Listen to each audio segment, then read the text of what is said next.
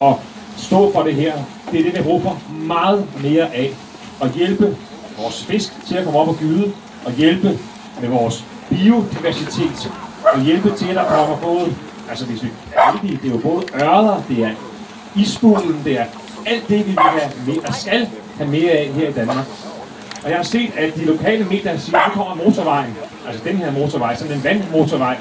Og det er jo rigtigt, det er jo en vandvej fra søen til fjorden, søen som ligger 2 meter over niveau, og derfor så skal vi have bedre muligheder for fiskene. Men prøv nu at se, det er jo ikke motorvej, det er jo det smukkeste slyngede, med masser af gemmesteder, masser af gydesteder, masser af sten, så fiskene kan få hvile, og fiskene kan gyde i den her, som i det her kæmpe store, fantastiske værk.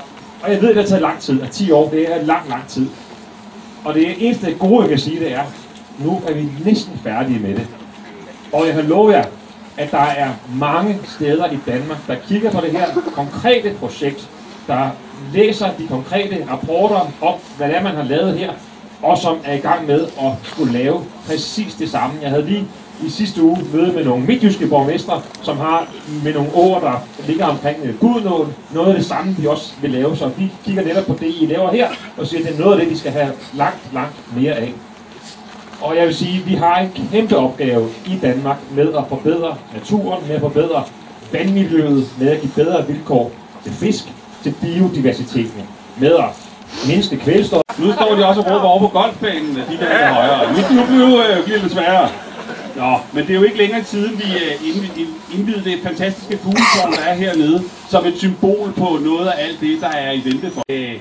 Jeg skal jo ikke sådan, men det kunne jo hedde Gedevad Å, den kunne hedde Kornerup Å, den kunne hedde Hattingå, den kunne hedde Sankt Hans Å, efter vores fantastiske nye boligområde herovre.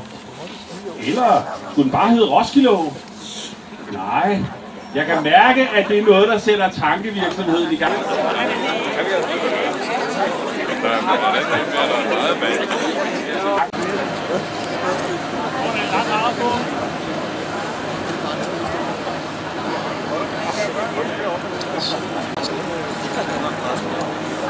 Ja.